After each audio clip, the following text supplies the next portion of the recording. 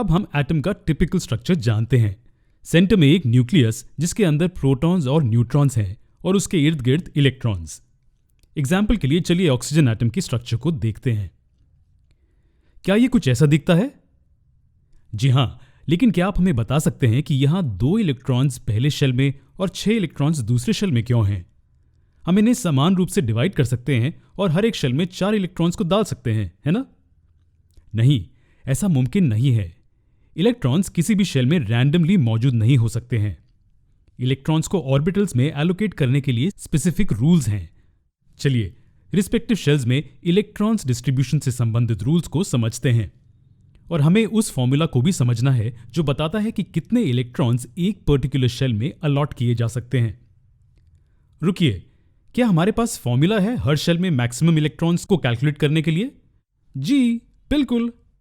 यह आसान formula 2 times n to the power 2 हमें मैक्सिमम नंबर ऑफ इलेक्ट्रॉन्स देता है जो एक शेल में अकोमोडेट हो सकते हैं। ये 2 times n to the power 2 है, जहां n शेल नंबर इंडिकेट करता है। चलिए इसे बेहतर समझने के लिए एटम के शेल में इलेक्ट्रॉन्स की मात्रा कैलकुलेट करते हैं। जो पहला शेल हमारे पास है वो K शेल है ना?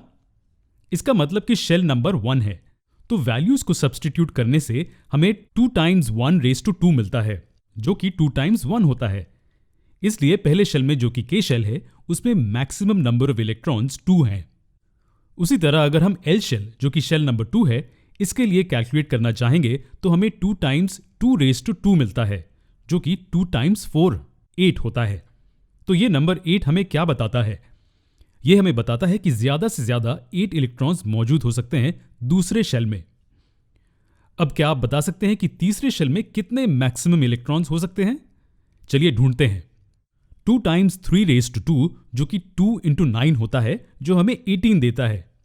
और n शेल जो कि चौथा शेल है उसमें कितने मैक्सिमम इलेक्ट्रॉन्स हो सकते हैं? जी हां, ये 2 times 4 to the power 2 होगा।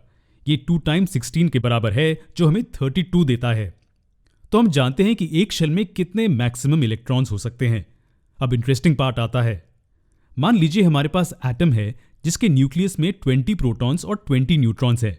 हाँ, और जो 20 इलेक्ट्रॉन्स से घिरा हुआ है। हम इन इलेक्ट्रॉन्स को ऑर्बिटल्स में कैसे अरेंज करेंगे? हम चाहते हैं कि आप इसे ट्राई करें। हम इसका सॉल्यूशन अगले वीडियो में देखेंगे।